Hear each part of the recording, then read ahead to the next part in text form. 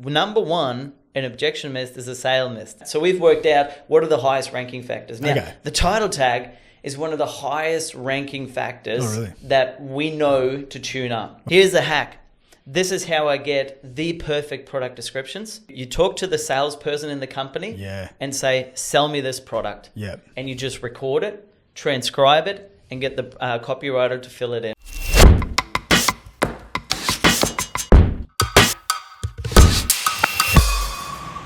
Today we're diving into one of the most powerful but overlooked parts of e-commerce SEO, product pages. Product pages, yes. Yeah, so like for many online stores, David, these are the money pages, but too often they're half optimized with weak copy, poor structure, and missed opportunities for conversions. So to help us break down exactly what makes a product page rank on Google, I'm joined with David Krauter, our in-house SEO specialist. And he's been working in the industry for how many years now, David? I cut my teeth on direct response marketing in 2007. And then around about 2010, 11, as the internet grew, I really kind of did a lot more internet marketing. So applying principles that worked offline, applied them to the online landscape, and then really kind of refined everything down to organic SEO traffic. So thanks heaps for having me on the show. And I agree, product pages, from what we find with e-commerce stores, a lot of our clients will want to go after big terms. We want to rank for this category term or this big informational term. And they neglect the actual terms that people use to try and find the products. And it's a lot of times it's low-hanging fruit. So we're going to go through that today, I believe, and we'll just kind of uncover how we can tap into those. Yeah, I mean, we'll walk everything through from keyword research, site speed, reviews, even AI features. So let's jump straight into it. So David, why is keyword research so important for product pages? Great. So again, like I said earlier on, what we find is that a lot of people, they'll optimize their maybe their category page, but a lot of times they don't even do that. And keyword research is really important to understand what role does this product play in the actual customer journey. So to give you kind of an example, if you have a big brand where people are aware of different models. So for example, we work with one of the largest providers of hot water systems in Australia. And a lot of the people that are looking for a hot water system have already done their product research. So they know the actual name of the product. Now, you're going to make that sale. If they find you've got the right terms and conditions in terms of price and offer and all that, you're probably going to make that sale if they find you online. If you don't optimize your product page properly for that term, then you're never going to be found. So you're going to miss out on ready-to-buy traffic just because you haven't optimized that page. So that's one of the issues we find when people don't do their keyword research. They don't understand, well, where does this sit? Do people know about this product and it's actually going to be really easy to rank this? Or is there going to be an opportunity that we can actually write? So for example, and we did this with a company. They started in the weight loss space, then moved into the keto space, and they had a keto shake. Now, he actually optimized the product page around keto shake because he named his shake after it. And this was before keto really took off, but we were able to rank that product page, Keto Shake, for the key term keto shakes. So thousands upon thousands of searches, and he got in early before it was a big wave. So he started riding that with SEO all the way through, even though people didn't understand that it was actually a key, like the name of his product, but because we named the product after a key term that people were already using, we actually tapped into that. We wouldn't have known that if we didn't do the keyword research. It makes sense. All right. So you could have, all the best pictures on the website, but if you're actually not ranking for that keyword, you could be on page 3, whereas your competitors are on page 1, and they're going to be finding them instead of you, right? Yeah, exactly right. So the big thing to remember is there an opportunity for, does the market already know about the product? If so, that's what I would target with the product page, that keyword. Or is there demand where they don't know you exist, but you can actually tap into that demand? So for example, the keto shake thing, he didn't have like the rights for keto shake. He couldn't like copyright or anything. It's not a term like that.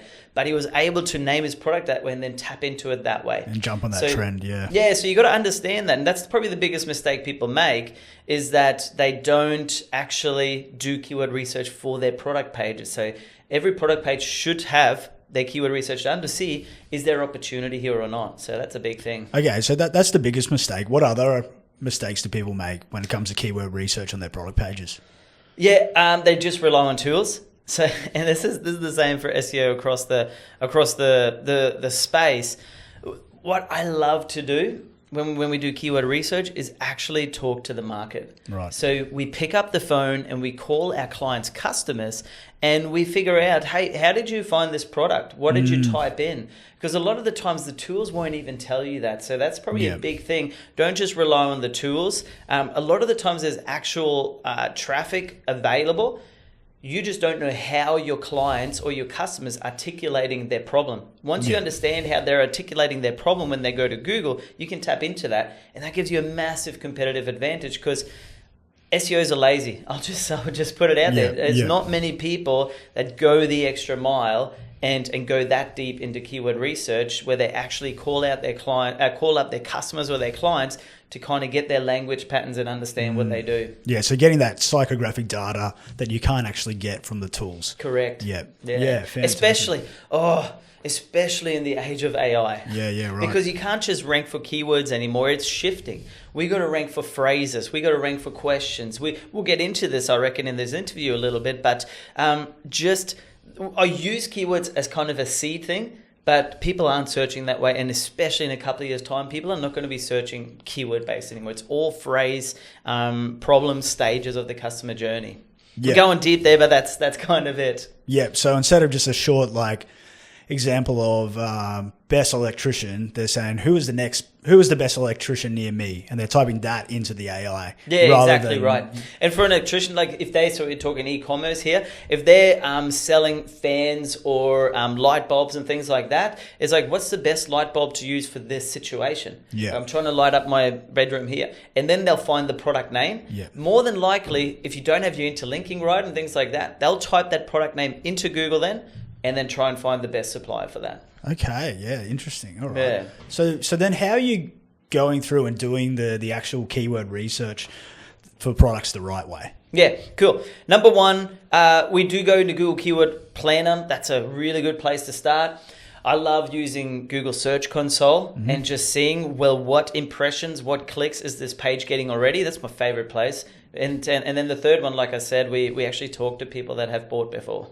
Yeah. Sweet. All right. Cool. Yeah, that's great. All right.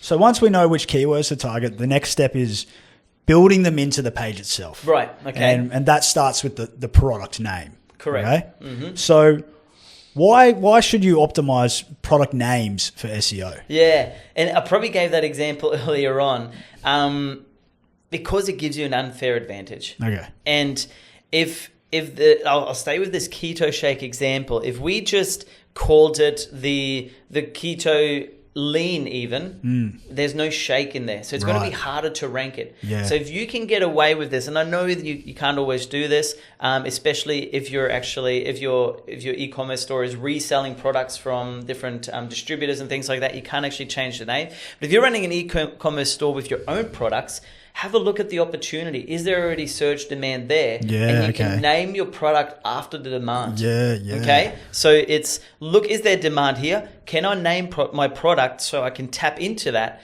So because that builds then a brand for that product, which is really important for SEO. So rather than trying to rank something that isn't relevant, you're already getting that relevancy. And relevancy is the game in SEO these days. Yeah, fantastic. All right. So then what are some common mistakes people make when they're naming their products? Mm-hmm. Oh, this is probably the worst one. They get a Excel sheet from their suppliers or wherever they're getting their products from, and they just upload that. Yeah. And literally every other e-commerce store is doing the same thing. So they're all named the same thing. And I get it. If you're selling an iPhone 17, you can't call it something else. It is what it is. But just have a look at, can I drop some of this? Can I put the best? If a lot of people are looking for the best or authentic or Australian made or something like that in there, that can really kind of tap into that target market that's looking for that stuff. So don't just dropping it in. Have a look at, okay, is there slashes? Is there numbers? Is there things like that? So keep the product names really clean. And obviously, if you have to keep them the same, keep them the same. But just make sure you're not uploading just data that helps with your inventory management, but then optimize your product name so it's actually clean and tells Google exactly what it is. Okay, cool. Yeah. So like if it's a brand name, then you're obviously going to have to stick with the brand name. Yeah, but and if the you got a model little number bit of, and things like that. But a lot of times when people just dump data in, there'll be like weird things that go up and they never check it. Yeah. So it's important to check that stuff. Okay, cool. Righto. So like how do you correctly optimize a product name for SEO? Cool. So it's really, for a lot of the times, it'll be your H1 tag that'll determine your product name. It depends what platform you're using, but pretty much all of them will pull in the product name as the H1.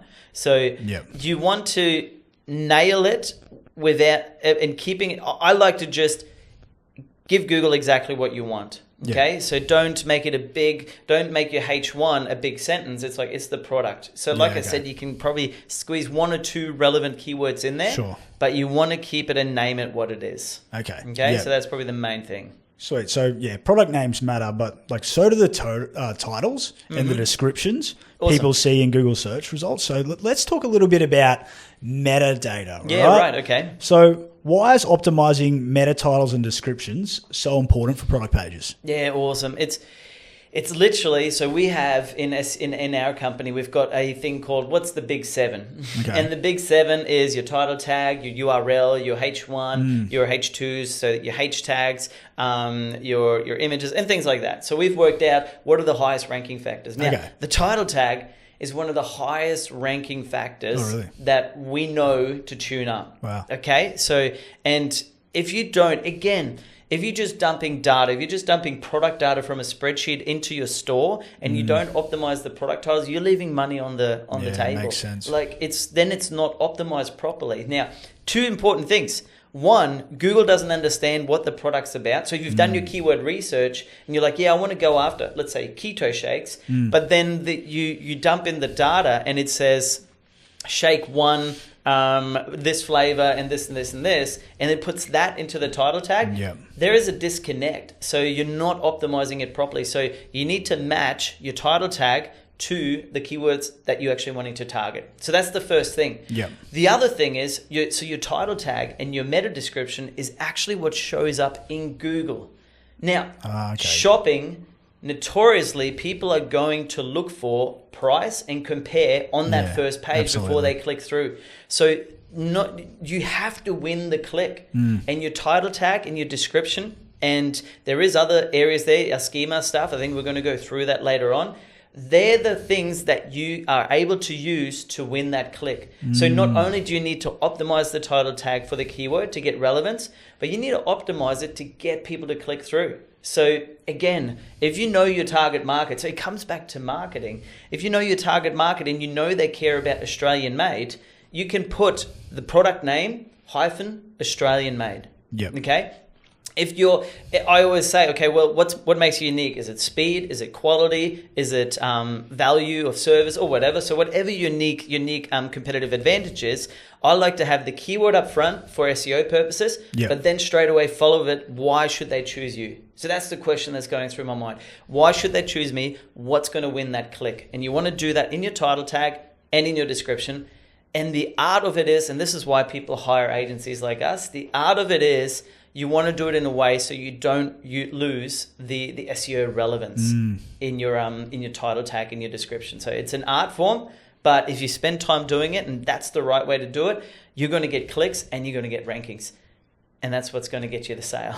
And you mentioned SEO relevance, just so people can understand. Just would you mind touching on it quickly? Cool. So what I mean when I say SEO relevance is just making the page as close relevant to the keyword. So Google understands this is the most relevant page that should be ranking for that keyword. Okay, that makes sense. Cool. So if you're talking about keto shakes, but then the rest of the page talks about dogs, you're not relevant.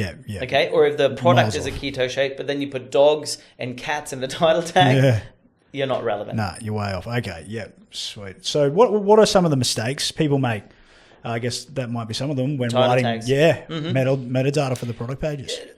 Number one mistake, they don't even optimize them. They dump the data in and think that they're going to get traffic. So that's a big mistake. Number two, just putting the product details in there, but the traffic isn't ready for that. So if you need to beat the first 10 results, and this is probably the biggest one. You got 10 competitors, and that changes. Like, it's AI now as well, and the landscape will change. But you've got competitors in the first view, whatever that's going to look like in future, that you need to beat. So you need to optimize it properly so you actually get the click. Because you can rank but not get the click, you're not going to get the sale either. So that's probably the two biggest mistakes that we see. Okay, yeah. All right. So then how do you properly optimize meta titles and descriptions for product pages? Yeah, properly. Like I said, I like to focus on the keyword and then have a reason why they should click. Yeah, right. So you don't want to go for the sale. So this is, do it right. Understand the customer journey. Someone's typed something into the search results. They've either gotten an AI result with a whole heap of different things. They may scroll down and see the different results or whatever it is. You need to now, the next thing is they don't want to spend money right away. The next step is choosing the best one for them. So that's what you need to optimize for. Optimize for that next step. And then the sales page, the product page, that converts them. And we'll talk about some converting factors, but that then converts them into a sale. So you need to get that right. Yeah, and that really comes back to, like you said, understanding that customer journey. And it's the psychology, it's the marketing behind the actual SEO. Yeah, I always say, Pat, from the beginning, I said I'm a marketer first and then an SEO geek second, because it's very data-driven SEO, but if you understand marketing, you can really nail it. Yeah. And that's putting you 10 steps ahead of your competitors, right? Exactly right. I don't think that way. So we've covered names and metadata. Let's move into the structure of the page itself, starting with the headings. Great. Cool. So your H tags. Yeah, your H tags. So why should you use H tags on a product page? Awesome. Really, really good. Again, there's really, with e-commerce SEO, there's always two sides to the coin. One, you want to get relevance in there for SEO purposes, so you actually rank. But then two, lead people and give them the information that they need. Okay? So as I said earlier on, typically every kind of e-commerce platform out of the box, they'll make the product name your H1. So you haven't got much room to play with. You can go around it, but it's probably not a bad thing. I like it. I like the product name, the H1. So we talked about optimizing the name and stuff. That'll take care of itself. But where a lot of people, what you need to do then is use the H2 and the H3 in your description and stuff like that to build further relevance, to widen the scope of the things that you can rank for. So as I said earlier on, sometimes you can't change the product name. But you also know, yes, they're looking for the product name, but then they're also looking ways to fix the problem that the product solves for them. Now, your longer description in your H2s can tap into that search. Okay, so a weight loss shake keto. So now you can, because you can't name it weight loss shake keto, but in your H2, our keto shake is perfect for weight loss. Yeah, gotcha. Now all of a sudden the page is relevant to keto shake and keto weight loss shake. All right. And you're ranking for more keywords, more traffic, more sales, baby. Fantastic. Yeah, I love it. That's the game. So then, okay, guess what are some of the mistakes people make when it comes to the H tags on the product pages? Yeah, perfect. This is so simple. Like, you don't have to overthink this. People don't use them. They don't use them at all. They just don't have a good description, which allows them to use H2s and then dig further in there. And it comes back to they haven't done their keyword research. They haven't got a strategy for their actual product page. And therefore, they don't know that, hey, there's actually a lot more traffic that I could target with this product page if I just spent some time doing it. So that's what we said right at the start. It's so underutilized. There's such a big opportunity on product pages when you do it right. Massive blue ocean. All right. So how do you optimize the H tags correctly for SEO on the page? Yeah, perfect. We do it. It's the same for e-commerce as it is for an information page. Yeah, okay. So, but here's how you would do it. So obviously your H1 is usually the product name, maybe a variation of it where you're tapping into something else, another demand or something like that. Your H2 really kind of your H2s are used as variations of that. So I talked about that earlier on. So the keto example is perfect because it just works so well. So you got keto shake, but then weight loss keto shake, vegan keto shake, vanilla keto shake, chocolate keto shake. Keto shakes for female, so you can tap into all of that and build the relevance for all these other keywords. And now you obviously need to check and you got to understand your keywords. Like, do I need a second page for this or not? But if it's within the scope of that same page, then you want to use your H2 to give variations of your H1, and then your H3 supports that variation. Okay, so weight loss keto shake, ingredients that make it a weight loss shake. Okay, so you're now going deeper and deeper into that topic. That's really the simplest way that I can explain it to our clients, how I explain it to our team. Your H1 sets the tone for the page. The H2 redefines the H1 in different variations, and the H3 digs deeper into those definitions. Okay, yeah, all right. So headings give the structure, but the real substance, that comes from your product descriptions, right? So let's dive in a little bit about the product descriptions. So what are product descriptions? I mean, why are product descriptions so important for SEO and rankings? Good. Okay, so typically if you look at a page, you've got your the product name, the price, short product description. Yep. And then you've got your long product description. Yep.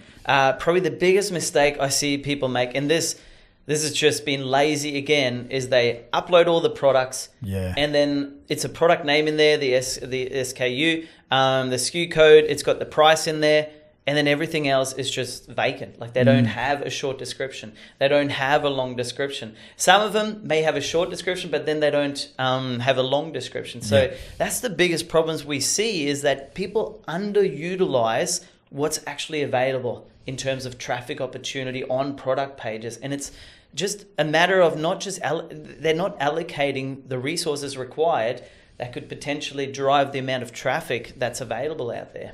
So people don't fill out the product description, and they don't fill out the long description. So it's just either lack of resources or lack of time, or just people don't understand. So if you just go through, let's say you got 100 products, if you just go through and fill in your product description, the short and the long description, you're gonna drive more traffic. I have never not seen it that way. They're just actually filling it in.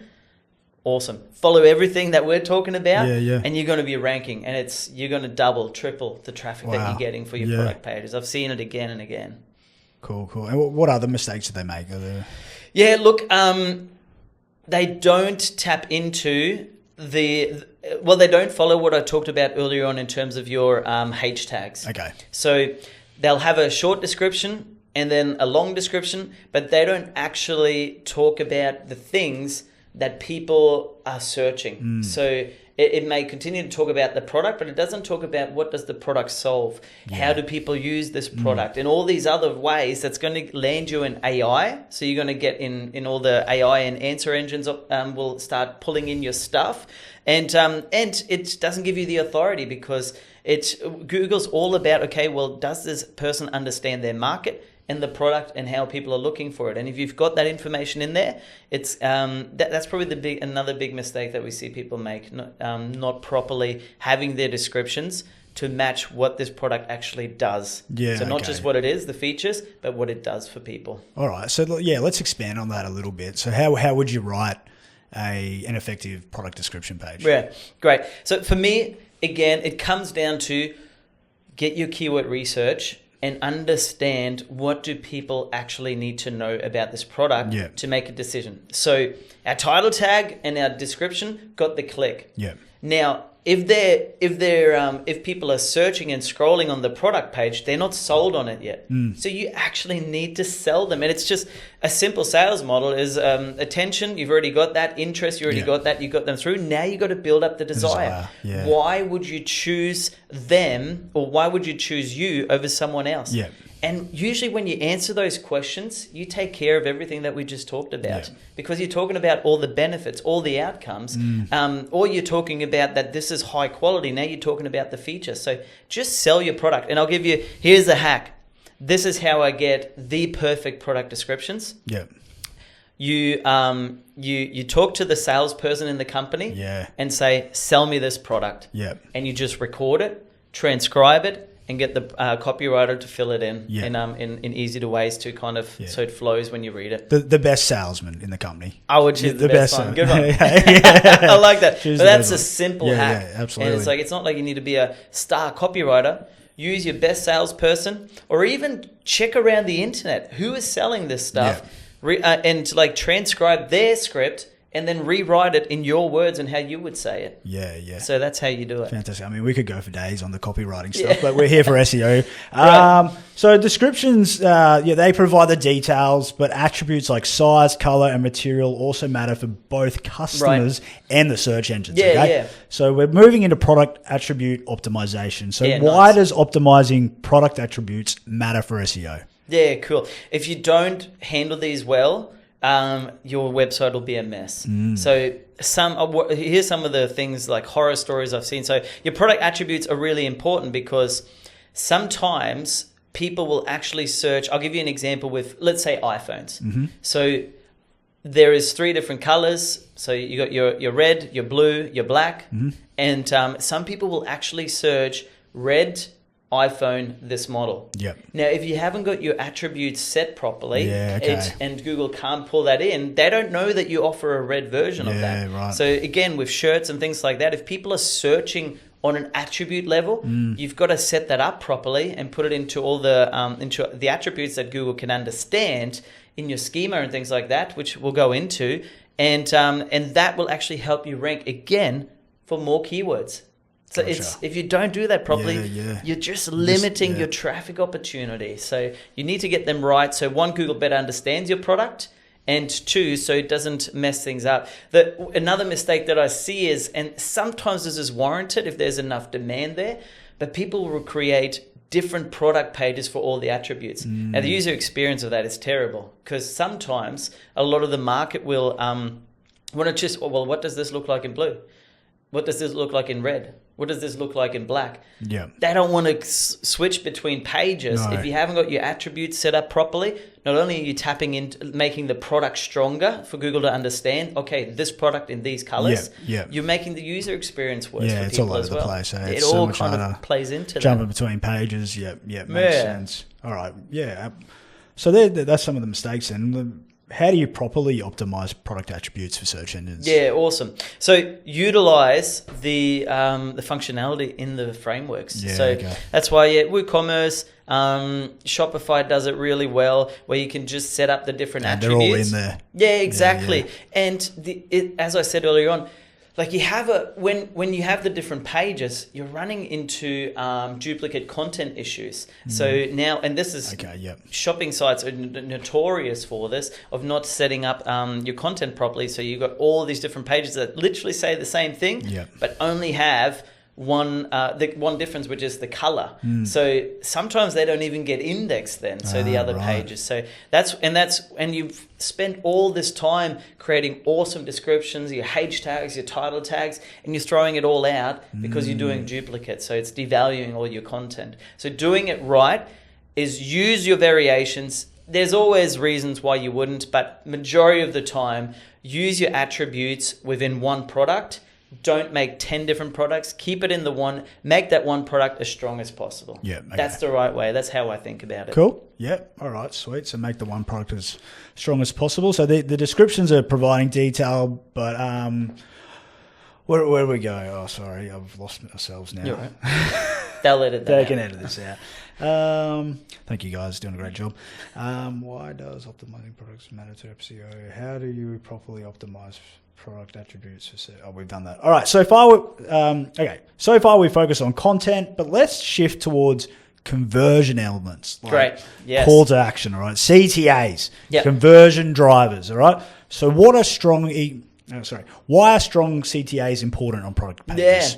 So it's interesting, hey Pat, because you're a marketer, you do paid ads, so it's all about conversions. You don't have to worry about pleasing the search engines to be relevant and get found and rank. Right. Because you just pay the dollars, they come through. So the important thing is once they come through, you want to convert them. And this is the big problem with SEOs is that they think that all you have to do is drive traffic, and that's it.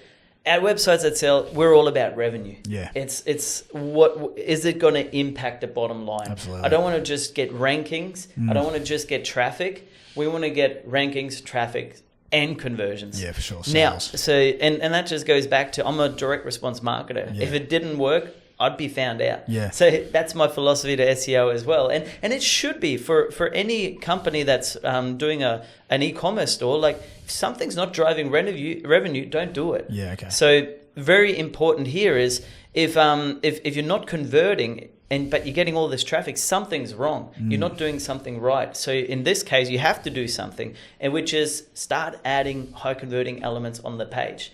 The biggest thing that I see people not have is the right call to actions. Yep. So, and it's as simple as, they've read it all, and it's like, I'm not sure yet. But if you then had a real strong call to action at the end that would push them back to buy, that would increase conversions. The other thing that I see is probably if everyone does the same thing, not being the same, okay, same as everyone else. So let's say you've got, obviously you're a distributor, you got the same kind of distributor of a product, so everyone gets the same product. What's going to make you stand out? You've got to add value to your offer. So that could be your brand, it could be your customer service, it could be your prices and things like that. But you got to think about your offer. So your offer actually creates better calls to actions because you can talk about your offer and then you can add urgency and things like that will increase your conversions as well. So people underutilize marketing strategies on product pages just because they think, okay, well, we just got to do the basic SEO. That not anymore. No. You have to integrate all these marketing elements because Google looks at the stats on the site. Are people engaging with the content? Are they taking the next step? And if Google sees all that happening in your analytics and on all your metrics, it knows, okay, this is a good quality site. People are engaging with it. People are trusting it. They're buying from it. That's going to build your authority. Yeah, absolutely. So, love it. Not only will it make you more money, it builds your authority as well. Yeah. So really important to have those conversion elements on the pages. Fantastic. So I guess what are some of the mistakes they're making with the call to actions then? Yeah, people just don't utilize them. They don't even use them. Yeah, so throughout your copy, and let's say they took all the steps up till now, but then they don't have call to actions throughout their page or directions how to order. The other thing that I love doing is what will happen next, kind of like press the button, you'll check out, then our team's going to do this, and then our team's going to do this. So you're kind of like pre-selling them. Absolutely. So, walking their hand, grabbing their hand and walking them along the journey. Exactly, walking them through the experience. So it's just so underutilized, but you're just helping people make a good buying decision. And it gets people to stay longer on the page, and it's going to get them to convert better. So things like that. Just think about what would stop them from buying. What do I need to say to handle that objection? One of the early things I learned in copywriting is an objection missed is a sale missed. And that's what you got to be thinking about on your product pages as well. Yeah, because if you jump over it, it'd still be in the back of your customer's mind, and then you're going to miss out on that sale at the end of the day too, right? Correct. So handle that objection, then have another call to action and try again. So fantastic. Don't just focus on your buy now button. Have other call to actions to reel them back in and push them up there to buy. Get them through. So not just your CTA, but the buy now button, but actually through your copy in the description on the product page. Is that what you're saying? Yeah, I'm a big believer to you'll have those, they're ready to buy, they saw the price, bang. But then there'll be a large part of the market, they're not ready to buy. They're going to read your copy, and then you got to reel them back in. Why is this shirt better than this shirt? Why? What are the benefits? What are the reasons? But then if they just read that, it's just informational. So make it salesmanship in print, which is then, okay, information, here's a call to action. Information, here's what to do next. Scroll up, hit the buy button, or click here, add it to your cart. And how much more does that matter for higher ticket products opposed to lower ticket products, right? Yeah, way more, because like with these hot water tanks, like they're a couple of grand. Yeah. So okay. whereas if you're doing small widgets that are only $20, this stuff probably doesn't matter as much. Yeah. Best practice, if it's going to get a 2, 3, 4% conversion rate increase, you're going to do it. Yeah. Well, I would. Yeah, as a store owner, you should. But for me, SEO, e-commerce SEO, and especially for product pages, it's just small incremental wins. I'm going to do this better. I'm going to do that better. And then it compounds and it makes your page rank better, drive more traffic, and get your and make more sales. Yeah, fantastic. Love it. All right. So beyond call to actions, customers want more reassurance when they're buying online. Okay.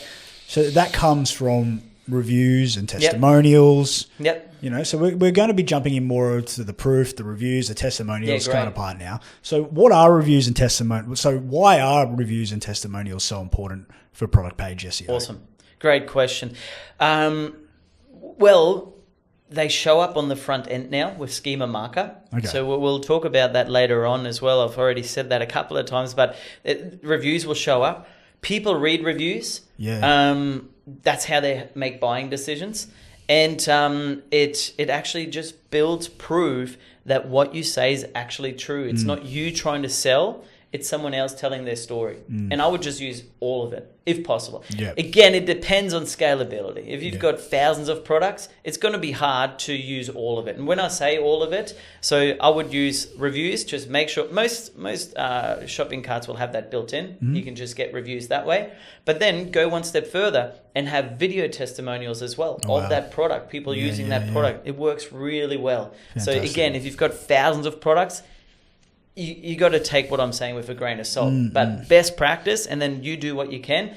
Use your reviews. Use video testimonials. Have a case study on there, and then even the owner talking about it, why they believe in the product. So things like that. You want to use it all. It comes down to at what level can you do this? Do what works for you. Yeah. Fantastic. All right. Then, so what are some of the mistakes people make when displaying their reviews or their social proof on their product pages? Yeah, this is a trend that I'm seeing, and it's not that they're fake reviews. Okay. It's their real reviews, but you can tell they've been scripted. Okay. And I'm a marketer and a copywriter, so I understand it. But when I see I was skeptical, but then this, it's a classic copywriting hook. Okay. So, and I think with all things, the public's going to get aware of this. They're going to understand, these are actually just fake reviews. So the thing that I'm seeing, and this is a big trend, they're not fake reviews where they just paying people to leave a review even though they've never used the actual product. They're fake reviews where they're trying to say things in a marketing way. So, and I think that's going to deter people. Also, if there is 500 reviews, and none of your competitors have that many reviews, something's up. Yeah, okay. Okay, so it's the mistakes that I see is that people are trying to game the system, put fake reviews up there, and they don't actually do anything for it. I think it actually deters them. They can tell it's fake. Yeah. So what we do, and this is the right way to do it. Okay. Every time someone buys, we have an automated system on the back end that encourages them to leave a review. Yeah. And it works like magic. If you're selling a good product, if you've got things in place that help people have a good customer experience, they want to leave a review. They do, yeah. So it's that's a powerful thing. So just ask. Yeah. That's probably the other thing people don't do. They don't ask for reviews. Yeah. They just hope people leave them. Yeah, you can't hope. Yeah, you got to be proactive with it. Absolutely. All right. We're talking a bit about reviews, the social proof element. So another way to reassure and answer buyer concerns is through FAQs. Yeah, right. So why should you include FAQs on product pages? Oh, awesome question. And so when you say FAQs, I would go one step further now in this age of AI, Q&As. Okay, so FAQs, Q&As. Yeah. And, number one, an objection list is a sale list. So we already talked about this. Yep. A lot of times people have questions that aren't actually to do with the product, and you put yourself into the buyer's shoes. Yeah, for sure. So it's like, well, how long will I need to wait to get this? It's got nothing to do with the product. It's got to do with the business. If something goes wrong, who can I call? So again, you're making your content. So think about your product page. You're making that product page more authoritative by actually giving these that you're a real expert. So EAT is really big in SEO. So you've got expert status, you're a real business, you've got trust factors in there, your return policy, all these kinds of things. Can you get like just certain questions that people will have will help you build that out. So it helps overcome objections. But the other thing that it does is it lands you in AI engines. It lands you in AI overviews. Google, so Gemini and ChatGPT and all these other AI engines, they love Q&As. They love FAQs. And here's other questions that people had about this product. And if you have a really good answer, they'll pull that straight in. So they may not pull in your product, but you start get your brand into all these AI engines and you start building your brand using SEO. So that's a really big thing. And again, where do you get these FAQs from? You talk to your customers. What questions do they have? You talk to your salesperson. What are some of the questions people have when you talk to them? So that's where you get it from. And it's super simple. You just put the FAQs at the end of the product page. Simple as. Big opportunity. Again, so I can't stress this point enough is don't just put a product up there and think that it's going to, that's all you need to do. Do all these things, maximize your opportunity to maximize your traffic opportunity. More traffic means more sales. That's the game. Yeah, absolutely. All right. So what are some of the mistakes they're making with the FAQs and they don't do it. People don't do them. Not doing them at all. So many. And again, as I said earlier on, it's situational. Massive stores, it's going to be hard, but you can really auto-generate this. And in the age of AI and automation, if you have a widget that answers questions, it can automatically pull that question and then your customer services answer and start populating your page with these questions. So that can all be automated if you need to do it at scale. But the biggest mistake I see people is just not using it. Just an underutilized strategy in SEO. Okay. Yeah, fantastic. So how do you structure and optimize FAQs? So you're just putting them at the bottom of the page, like you said, or is there any other kind of structure that we need to be following? Yeah, usually that's the right way to do it. Because there is a sales flow. So you want to grab your people that are most likely to buy right at the top. They don't really have any questions. They're ready to buy. So you don't want to hinder that. Then if people aren't ready to buy, they want to learn more about the product, that's there. But then if they're still decided, that's where FAQs come in. So it depends how you set it out. I'm not the biggest fan of hiding FAQs and tabbed content behind, like you got your product description, then a tab with specifications, and then a tab with FAQs. No. I like to just have it run down. So people love scrolling, so let them scroll all the way through, let them see all the content. Yeah, I think we're all addicted to the scroll in the day and age of social media, so it's just habitual, right? No matter what. Yeah, we scroll. All right, so let's look at the visual side now. So images and related products. So the quality of the images. Why are high quality product images so important for SEO? Yeah, great. It shows that you've got a quality product in Google's eyes. So Google understands images; they can read images. If you're just using your photos from your distributor, you're going to be the same in a sea of sameness, and you want to stand out. So it's an image. It's not so much that it's a ranking factor, but having a high quality image gets people engaged with your page.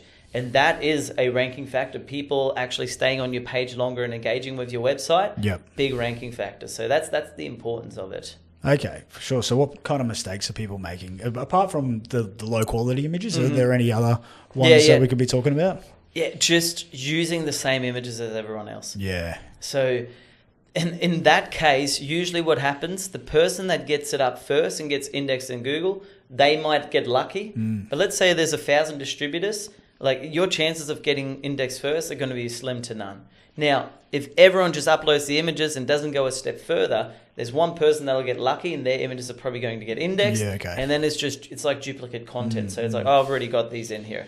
So you're not going to get any benefit there.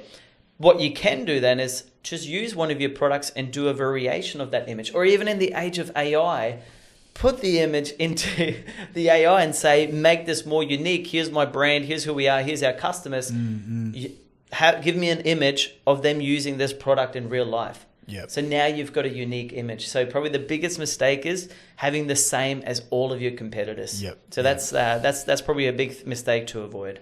All right, cool. So yeah, having different images, than your competitors, can make you stand out. And Google can read those, can see the images and read them and know. And so a lot of people probably don't know that.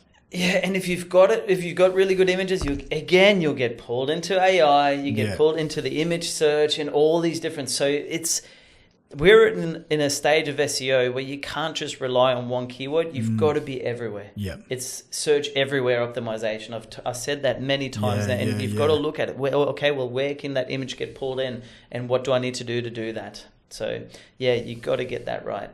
Fantastic. All right. So images grab the attention, but related products can keep people browsing longer. All right. So related products. Why should you include related products on the product pages? Yeah, great. For me, I like it because if someone's not quite sold on something, but then they're like, oh, they do this as well. Or it's like usually what I like with related products also is comboing them in a package. So it's like, this is it on its own, but here's the same product with this case and with this charger or something like that if it's a phone. And so you're getting the combo there. So you're kind of upselling there at the same time. But related product on an SEO level, it just, it interlinks really nicely. So this product leads to this product. But really, on an SEO level as well, it gets people clicking through your site and increasing the engagement time on your site. So that's really an important factor for SEO, and related products really often helps us do that. Cool. Yeah. All right. That makes total sense. Yeah. So what kind of mistakes do people make when it comes to related products then? Yeah. Pulling in, and this kills SEO and because it kills the kind of interlinking, but pulling in related products that have nothing to do with the customer journey of this product. Yeah. Okay. Yeah. So again, let's say you've got, I said cats and dogs earlier on. So let's say you've got a website that caters for animals. So you're selling cat accessories, dog accessories, goldfish, whatever else. Let's say someone's in and they're looking at some accessories for cats and they're looking at a specific product for a cat. They're not going to be interested in buying anything for their goldfish or for a goldfish because they don't have a goldfish, more than likely. They're here for the cat stuff. So the mistake that I see people make is people pull in all different kinds of products that are nothing to do with the customer profile of that product.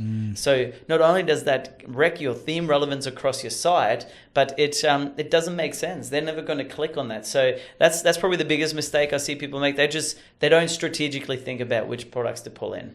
Yep. It needs to be, okay, is it before they landed on here? Is there a product that may interest them to actually take them to this product page, or after? Is there something that would help them go the next level once they've purchased this product? So I always think about, okay, what's the journey look like before and after? And I try and pull in those products for that. Yeah, that makes sense. Yeah, is it relevant to the actual product they're buying? Yeah. Cool. All right.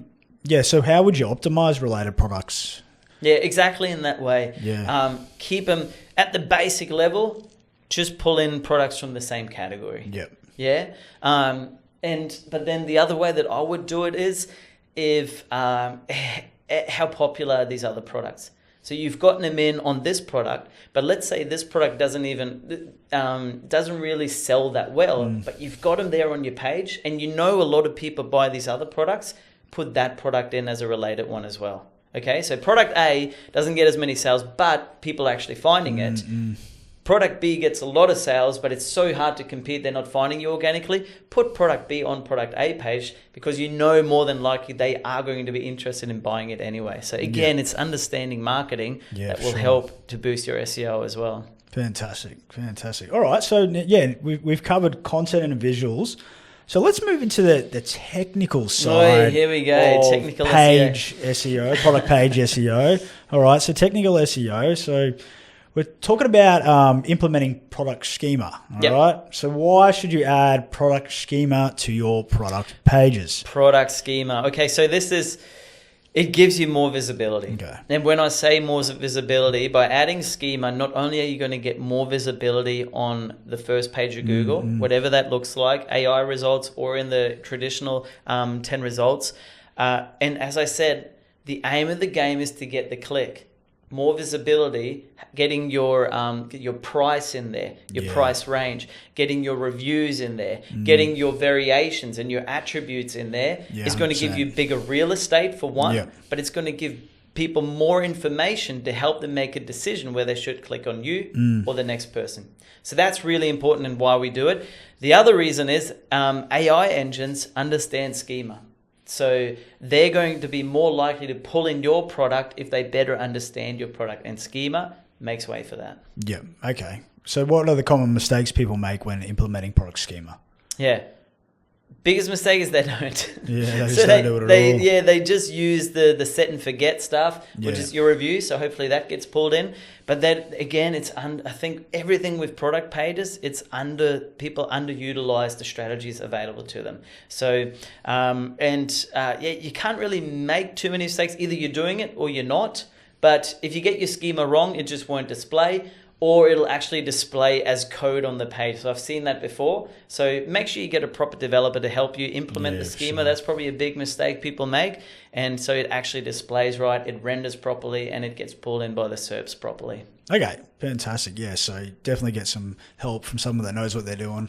Yeah. If it's a bit out of your box. All right, so schema is one part, but even your URLs play a role in SEO. Okay, so consistent and logical URL structures. So why having a logical URL structure? Why is having a logical URL structure important for product pages? So we've got to remember that we're catering to people who are buying, which is fine. Yeah. But we're catering to a robot, Google, an algorithm, to try and understand our site. Yep. Now, if we don't organize our site properly, it's going to be very hard for Google to understand how this product is related to this category, or this product is related to this product, or why this product shouldn't be related to this product. So it just makes it really, really hard for Google to understand. So if you want to gain momentum and you want to get into the game and beat some of the players that have been in the game for a lot longer than you, having a well-organized site is going to do that, because it makes it much easier for Google to quickly understand,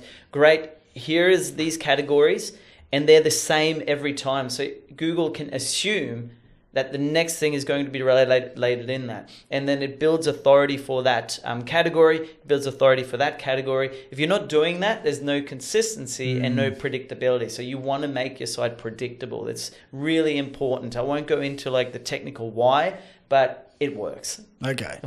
We've seen it works like magic. Yeah, so we understand it's important. So what kind of mistakes are people making when it comes to it? Yeah, not even having categories. Yeah. So I see this all the time where there's product name here, product name here, product name there. And then it's okay when you've got like 3 or 5. Then you've been in business for a couple of years and all of a sudden you've got 500-600 products and never properly organized.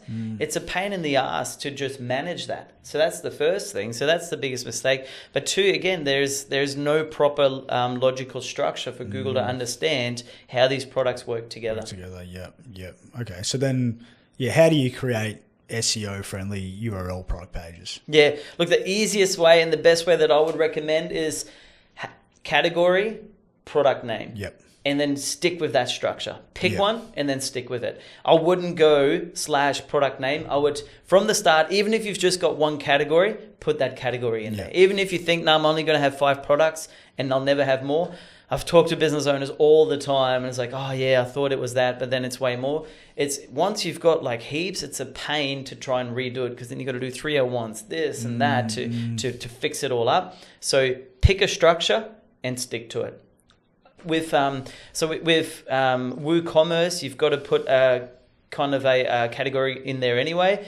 It's even harder in Shopify to control it. There's certain ways to do it, but just go with what it is. It's I've never seen that being a problem in terms of ranking. Like people are obsessed about, it puts like shop in there or whatever else. Yeah. Don't worry about that. Just keep it consistent.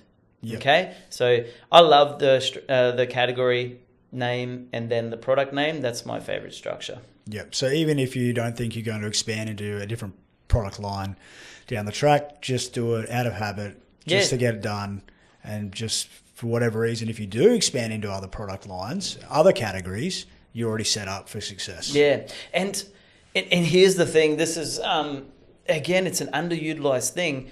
Your category page will probably drive a lot of traffic. So if you just think that your product pages are going to drive traffic, and I know we're talking about product pages here today, but your category page will drive a lot more informational traffic usually. So just by structuring the page properly like that, the URL structures, you're going to have more opportunity to drive that traffic into your product page. Yeah, so you're getting people at other stages of the funnel the customer journey. Customer journey, yep, sweet. All right. So, URLs are important, but so is like navigating the page as well, which brings us to breadcrumbs as the perfect example for that. So, breadcrumb navigation. Why is breadcrumb navigation important for product pages, Dave? Now, I've got to admit here, I hate breadcrumbs on informational sites because they break my siloing, they break my interlinking. Not a big fan of it at all. I've had cases where we've turned it off and rankings have shot through the roof. Yeah. But I like breadcrumbs on e-commerce sites and especially product pages because it gives that logical structure. So if people, and it helps people navigate the site easier because they might land on this product, but they may, this is not the right product. They're like, I'll go one category up. Okay, let's see what other products there are in this category. So they're actually really good for user experience. As I said, I'm not the biggest fan of them in terms of SEO and interlinking, but really good for user experience. So I allow them on e-commerce sites because they're really good for user experience. Okay. So then what are some of the mistakes people make with breadcrumbs?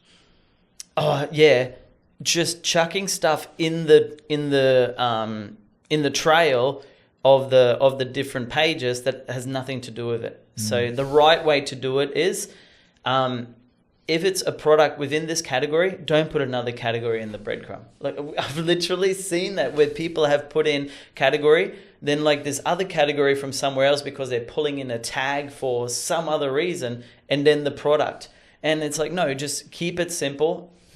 So you got your product level, one level up is this category. If there's another category up, then put that category in there. But don't put stuff in the breadcrumbs that's not related to that flow of that category in the product page. Makes sense. All right. Keep it simple. Yeah. Okay, so so how are you setting it up the right way? The flow of the actual nature of the product. Yeah. So if that product is related to a category, I would put the category in the breadcrumb. If there is a subcategory, I would put that in there. But if there is pages that aren't really related, but you're using it for like marketing purposes, just make sure they don't get pulled into that breadcrumb as well, because it doesn't make sense. People don't know it because you've used that for another reason, not for SEO. So if it doesn't make sense in an SEO flow, don't put it in there. Don't do it. All right. So the breadcrumbs, they connect pages, but the bigger picture is how products and categories are siloed. So proper siloing and products and categories. We're going to be talking about avoiding orphan pages. So why does siloing products and categories matter for SEO? Yeah, awesome. So basically, it goes back to it being a well-organized site. Yep. Okay, so that's the first reason I love siloing. But when you silo a site properly, and this is why the breadcrumbs a lot of times break a silo, because they'll link out to non-related and other categories and things like that. So if you do it wrong, it can break it really easy. But if you think about it, a silo is like this, then we want to make it as pointy as possible at the top and build the relevance like that. Okay. So when you silo correctly, you're only linking up and down in the silo, which then builds the authority that your site has. Now, shopping sites are beautifully easy to do that because you've got your homepage, which could be either your general brand or the main topic of the products that you sell. Then you got your category page, and that's what siloing is literally your biggest theme, then the categories within that theme, and then your products that are related to that. So if you do it right, and you've got your navigation the way that we talked about and your URL structure the way we talked about, you should naturally silo your site correctly. So more often than not, I actually see e-commerce stores do siloing really well. and informational websites don't. Because if you do everything we've talked about and you only interlink, this is why I don't like related products that haven't got anything to do with that category in the silo. It breaks that structure. But if you just keep those related products together under that category, it builds that real strength and authority and depth around that product category, which helps you rank a lot better and make you become an authority in that category and for that product. So that's the real power behind siloing, and that's why I keep it super, super tight. Yep. And I don't really like interlinking to products that aren't related, because it breaks that entire silo structure. Yep. That makes sense. All right. So once it is structured correctly, you need to make sure Google can actually find those pages. Yeah. So that's where sitemaps come in, Dave. Yeah, so let's jump into sitemaps. So include product pages in XML sitemaps. So why should you? We're going deep here, hey? A little bit more technical, but it's actually a really simple one. So sitemaps just help sitemaps just help Google to actually know what pages are on your site. So they'll crawl it and see all the pages. A lot of times we see people don't use sitemaps at all. Yep. Or Or they'll use a sitemap, but it's only for their informational pages, and they're missing out on letting Google know about their products. Mm-hmm. So that's the real simple side of it. It's not, you don't have to go too deep here. We don't have to overthink it. It's a matter of, hey, if you've got a sitemap, include your product pages in that sitemap. If you don't have a sitemap, install one. It's going to help Google better understand your site. Yeah, okay. So would you say that's the biggest mistake people make, just not including a sitemap, or are there any others? Yeah, probably from the start. The other side of this, and I've seen this actually on a site, is if your site's already established and ranking really well, that's in that case, I wouldn't recommend a sitemap, because it can actually confuse Google what the website's about. So if Google's already got history of your page structure and you've done your siloing right and everything like that, I wouldn't recommend putting a sitemap in there. And we've seen this actually for a client where we had an SEO that didn't understand SEO properly, and they thought, okay, we must include a sitemap on this page. He didn't run it past me, implemented it, and rankings literally dropped out altogether because Google all of a sudden was confused. They've had this history of this site, of this structure and things like that. Then the sitemap came in and wrecked the entire kind of how Google saw the site. So we deleted it and everything came back immediately the next day. In that case, I'd be wary of actually including a sitemap. But if you're just starting out, it really helps get all your products and your pages indexed much quicker, and for Google to better understand the size of your site. Okay, so if you're already driving traffic, you've already got your silos down pat, don't just throw up a sitemap up for the sake of it. Yeah, but if you're starting fresh, we could... have it from day one. It helps. It helps, yeah. All right, so the sitemaps, they help the discovery, but duplicate products can confuse search engines, right? So... And that's where cannibalization helps. It comes in, 100%. Oh, no, not cannibalization. Canonicalization. Canonicalization. We're going deep here, eh? Canonicalization for duplicate or near identical products. So what is canonicalization? Why is it important for duplicate or similar product pages? Yeah, great question. And it's a technical term. Yeah. Okay, canonicalization. In short...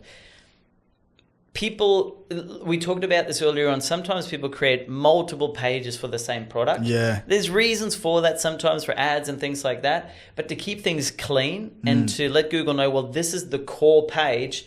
Yes, there are other pages there. We're using it for other things. What you can do is you can put a canonical tag on those other products that then point to the main core product. Okay. And that helps Google understand, okay, don't worry about these pages too much. So we're not going to apply a penalty or a content penalty or duplicate content penalty or anything like that. We're not going to treat them as a more important page. This is the core page. That's what canonicalization will help you to do. Okay, because I know with ads and things like that, sometimes you want to do that. You want to have a variation or a different thing because you're running specific ads for that kind of product or that variation of it. Yeah. That's where it makes sense. Yeah. And you mentioned the word cannibalization can happen if you don't do the canonicalization the right way. We've got a lot of technical terms happening here, but it's important to know this stuff. Again, talk to your SEO person to implement this. It's really a one-time fix. Once it's implemented, the site will just follow the directives that you've given it. Yeah, and that's why it's important. Like, we have a close-knit team because we're able to. Your ads guy's not just going to duplicate a page and then not speaking to his SEO guy first. Exactly right, and that's where we see the biggest problems happening, when there's no communication between the different departments within marketing. But if you're all going the same way, the ads person says, "Hey, we're doing this." SEO person says, "Great, let me just put the canonicals on there." We're going in the same direction. We're building momentum together. So very important. Okay, so that covers the technical SEO, but even the best pages won't perform if it's slow or it's hard to use on mobile. So let's jump into that a little bit. The site performance and mobile usage. So mobile optimization. So why is it mobile optimization critical for product pages? Yeah. Well, think of the nature of shopping. Yeah, for sure. Who's using or who's shopping? It's you're browsing it while let's not say at the traffic lights while waiting for those to change. But if you're on the train, if you're in a waiting room or something like that, people are shopping on their phones. Yeah. Mobile use just goes hand in hand with shopping.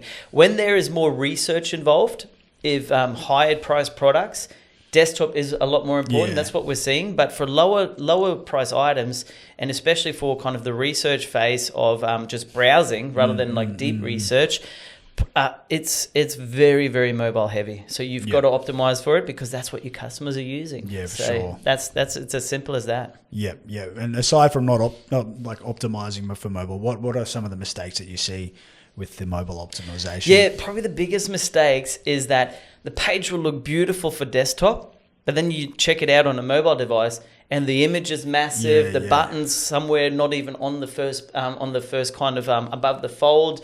The price is off the screen. Like I've seen it all. So it's just a matter of, you don't even have to go super technical and make it awesome. Just make it easy to use on a mobile. Easier to use. If you think about it that way, that's going to help your SEO. So if you jump on a page, on a product page with your mobile, and you can easily, the product image is there, but it's not taking up the whole screen. You can see the price, you can see the buy now button, the short description, and that's all above the fold. You've done a good job. So just use it and check that it's all displaying properly. That's probably the main thing that I would say to anyone looking to optimize for mobile. Yeah, perfect. So mobile matters, but performance also comes down to speed. So let's talk about load times now. So why is the page speed load time, why is all that important? Yeah, right. It comes down to user experience. Yeah. So I've seen sites that are slow rank really well, and you can make up for it with link building, with good optimization, with content authority, and all that type of stuff. But I've also seen sites where we've just increased the site speed shoot up in rankings. And it's not so much the site speed, it's the user experience. Okay? And because shopping is notorious, e-commerce sites and product pages are notorious for people jumping in. Is it right? Nah, they go back. The load speed really matters, especially for product pages. So you want to have it loading fast so people can make that decision fast. Remember, we said right at the start, you've just won the click. So you've done that. If they now land on your page and it takes 10, 20, 30 seconds for the information to come up, they're just going to click back and go to the second best result. Yeah, for sure. So you want to actually build upon that trust, give them a fast loading page. That way they can see the rest of the content that's going to help them in that buying process. Yeah, I mean, that kind of stuff would have flown back in the day with dial-up, but not in 2025, you know? No, we're short attention deficit disorder. Short attention spans. Yeah, so how can you make a product page loads faster for SEO? Great. Good question. And it's basic SEO. Okay. Is there bloated content on the page that shouldn't be on there? Remove that. Are your images, this is a big culprit. Are your images massive? Reduce the file size. Now, important, don't strip out EXIF data and schema, stuff like that we've got in the images. So you've got to be careful of that. But if the images are way too big, just make the images smaller so they fit the screens that they need to fit. Okay, so you don't have to lose the quality of the image to do that, but just downsize those. So that's really important for product pages because it's very image heavy to show the products. Yeah, for sure. Have a look at your videos and things like that. Are they loading straight away, or can you actually make them load a little bit later? And Is there scripts and things like that are firing, that are slowing it all down? All of that kind of stuff really matters. So you can strip 100%. All that out. Talk to a developer. They should know what they do. We've got developers here in-house. That's what they do all day long. Yeah. And as I said, the benefit is we've seen sites with slow speeds. We've sped up their site and rankings that increase. Fantastic. The last thing you probably should do is look at your hosting environment. Okay. If you're on shared hosting, if you've got slow hosting, a bad technology, that's going to dramatically impact your site load speed. So just getting better hosting sometimes can boost your speed as well. Okay, fantastic. All right, so now we've covered the essentials. Let's finish with advanced strategies like link building, AR, and handling discontinued products. All right, so great. Let's jump into link building to the product pages. Why is link building to product pages so important, Dave? Oh, yeah, it's so underutilized. So what we find a lot of the times is that people will build links to their homepage for e-commerce stores. Especially with the bigger brands, they'll naturally attract backlinks, and that will help their overall site rank. And especially if you've done everything that we talked about, you've got the right link structures, URL structures, you've siloed your site, a link going anywhere on your site will flow through to all the different pages. Okay. So that's great. We love to take it a step further where we actually build links to the product page. It's so simple but so underutilized. But if you found that a lot of people are either looking for the brand name or the actual product name, or where we talked about earlier on that there is demand and your product name can tap into that demand. So you're ranking for a keyword that people are looking for, and your brand or your product represents that.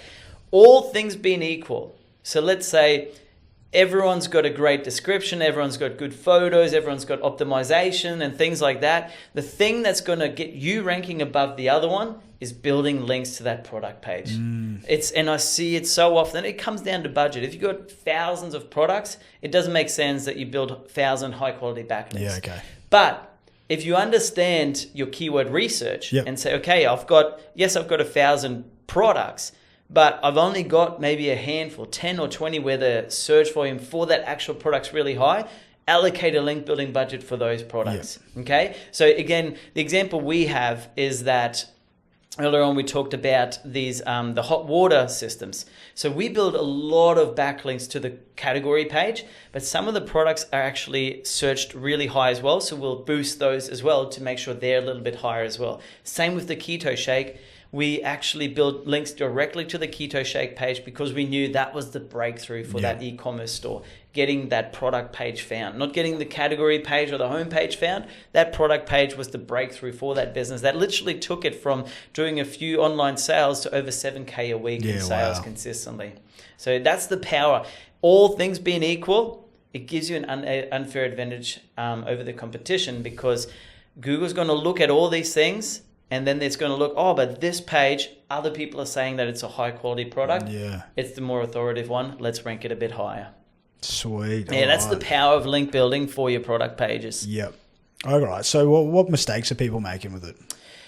Yeah, they go cheap on link building. All the common link building mistakes. Yep. They don't theme the links to be relevant to the product. Okay. So you want to be very careful with how you do the link building to your product pages. You don't want to overdo it either. So let's say no one's got backlinks, and then all of a sudden you build 1,000 backlinks to your product page. Yeah. It's unnatural. No one else is doing it, but a few 3 or 4 high quality, very theme relevant links is going to get you what you want. Okay. Fantastic. So that's kind of the mistakes people make. Sweet. All right. And so how are you doing that properly? How do you do it the right way? So the right way. Relevant. Yeah. I would look at all the other products, or 3 or 4 other products in the market. Have they got backlinks? Okay. If they're all building backlinks, you have to, just to stay competitive. So that's the right way to do it. Figure out if they're doing it. If they're already building backlinks to your to their products, you got to do the same. Yep. So what then you want to do is you want to match what they have and build a little bit more. Okay. And when I say a little bit more, you can either do it in volume, or you can do it in quality or relevance. Yep. Okay. So you can build more, as in just do an extra 50 compared to everyone else. You can do it in more quality. Okay, everyone's got these kind of, we're getting technical here, but DA20 links. I'm going to invest a little bit more resource and get, say, a DA30, DA40 and beat them on quality, or everyone's getting links that aren't really relevant to the product or the market, I'm going to get links on sites that are super relevant to this product. Okay, yep. So that's how you can kind of beat them out and do it the right way. Yeah, fantastic. All right. So alongside the link building, we've got new technologies like AI, artificial intelligence, AR, augmented reality. Yeah. They're also changing the way product pages perform. Okay. Yeah. So why should you use AI or AR features on your product pages? Yeah, for me, it's all about engagement. Okay. Yeah. As I've said this a couple of times now, but you've won the fight of getting people on your page. Yeah, you got the click, yeah. Yeah, moving forward in this AI space and how the SERPs are laid out and everything, that's going to be the battle, to actually get traffic to your page, not just to have them and not just have your pages displayed. That's going to be that's getting easier and easier to get onto the AI results, to get into the engines. But getting the click through is going to be the hardest thing moving forward. That's what I foresee. So once you have that traffic, you want to do everything you can to keep them on that page. Yep. And that's where AI, artificial intelligence, to kind of, okay, which product are you after? So help using AI to give them exactly what they want, helping them to quickly get to the places that they want or the information that they want. And augmented reality is the same thing, using videos, 3D videos and things like that. That's where we're at the moment. Wow. Getting them engaged in the product. We really want to help them experience the product without actually buying. That would be the ultimate. Yeah, and that's sure. that's an old marketing thing. Even in their mind, if they can feel and see what the product would be like, you've got them way closer to engaging than if you didn't have that. So that's the plays that I see that playing in SEO. It's so hard to get that click these days. You want to do everything you can to make them stick, and that's going to help you. All your sites that's go up is going to help you rank better as well. Yeah, for sure. Yeah, I was a couple of weeks ago. I came across this Facebook ad for some sunglasses, right? Right. And, they allowed you to try on the sunglasses with the AR feature there, right. So you're able to there and see the sunglasses on your face before you to see what they look like. So and that was powerful. It engages you with the product. Yeah. Now online, we want to engage people with the product, and that's what the product page should do. Yeah, absolutely. No, that's awesome. That's good. All right, cool. So what are some of the mistakes people are making with their AI and AR on the product pages? This is early days, but I probably see it being overused just for the fact that they're using AI. Just for the sake of it, yeah. It's available, so we're going to use it. If it doesn't add to the customer experience, I wouldn't use it. That's as simple answer as that. Is if it doesn't add to the experience, if it actually takes away from the experience, just leave it off for now. Yeah, gotcha. Yeah, it makes sense. All right. Yeah. So we've talked about how to use it well, and about how do you do it so you actually don't hurt your SEO though, or your user experience. So you did say about using it not just using it for the sake of using it, but like, are there ways it needs to be put on the page, like from a development side? Or Yeah, right. Yeah, no, that's good. Yeah, it just depends how you're launching it. If it's a video, that's pretty easy. You can just put it on there. If it's an agent that's going to help, it's not really going to affect your basic SEO of the page or anything like that. If it starts taking over things, or if it's causing technical things like cumulative layout shift, where it's pushing stuff in and then pushes stuff down without the user actually doing that, you're going to have SEO problems because it affects user experience. So it's really, if it affects user experience, you're going to have a problem, not just with conversions, but also with SEO. Yeah. Okay, that makes sense. All right. Okay, so that's we're finally getting to the end of these things, but let's just touch on some of the challenges every e-commerce business faces, right? So discontinued or out of stock products. Yeah, awesome. And it happens a lot, and especially with out of stock and things like that. It's a real part of the e-commerce landscape. So what we see though is a lot of people don't treat them correctly. Okay. That's probably the biggest mistake. Yeah. What we see is that people just either delete those products or they don't explain what people could do as an alternative. So there's an opportunity there. Missing opportunities, yeah. So the first thing is deleting them. is probably the wrong move, especially if you've done everything until this point that we talked about. You've invested a lot of resources in this page. It's still driving traffic. You just can't meet the demand of that traffic because you haven't got it, or it's out of stock, or it's not available anymore. So if you just deleted the page, you're going to lose everything you've done until this point. So SEO isn't an overnight thing. You've invested for that product to be there. So what we would do is keep that page, make it very clear that it's not available anymore, but then give a solution to the problem. Okay, it's not available. What are the alternatives? Can I put my name down so when it's available again, I get notified? So you want to still capture or generate an action from them when they're on the page, whether that is to push them to another page, or whether it is to get on a waiting list or something like that, or give them an alternative. You need to have an action on that page, not just delete it. Okay, so you want to make sure you put something there that captures the traffic still. And again, it's all about user experience. If it's not there, then it's a 404 page, bad user experience. And all the links that you've built to that page, they go away as well. So I would keep the page live, but understand what people are going to be feeling when they get to the page, and have a solution for that on the page. Yeah, for sure, because you've invested all that money into and all that time to getting that page ranking, and then all of a sudden, it's out of stock or it's discontinued. You still want to be able to capitalize on that traffic that's coming in. Yeah, exactly. Especially if it's a high traffic page. Like we see this with e-commerce stores. There'll be winners and they'll drive thousands of visitors a month. Let's say it's discontinued and or out of stock, and you just delete it. You're gonna see that in your traffic stats as well. So you want to make sure you cater for that traffic, even if you haven't got the actual product for them. Makes sense. Fantastic. All right. Yeah. So, look, we've covered a lot today, Dave. I know. We've gone into so much of the foundations of keywords, research, and product names, all the way through schema, site speed, link building, and even AI features. One would say everything you need to know about a product page. Yeah. Absolutely. So it really shows that product page SEO, it's not just about ranking. It's about creating a page that search engines can understand and customers can actually use it and want to buy from it. Yeah, right? 100%. So before we wrap up, if someone's listening could only fix one thing on their product page tomorrow, what would it be? What would it be? I would... Okay, this is... it's not really a fix. It's to get a perspective on what role that product plays in your business.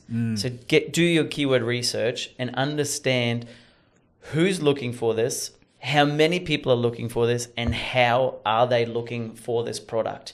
And then implement your strategy from there. Okay, so it's not just... If you don't have that, everything flows from there. That's why we covered it right. It's the first thing.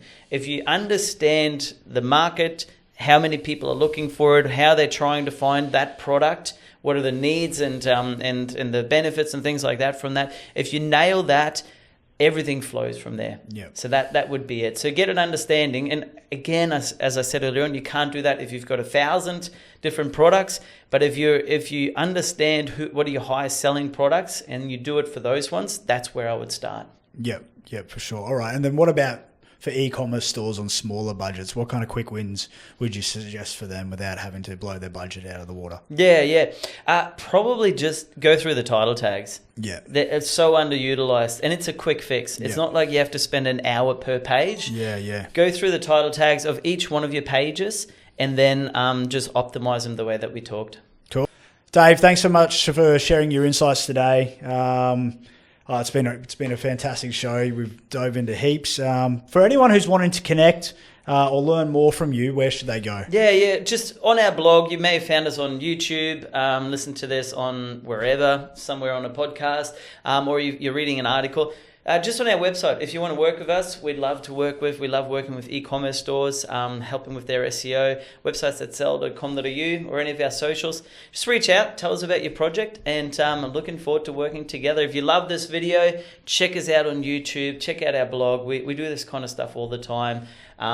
This one was deep. So make sure you take some action on the things that we actually covered here, because just one of them could give you the breakthrough. It's not, like I said at the start, it's not about doing all of them. Get one right and then move on to the next one. It's going to really add value to your e-commerce store. Awesome. Thanks, Dave. Cheers, mate.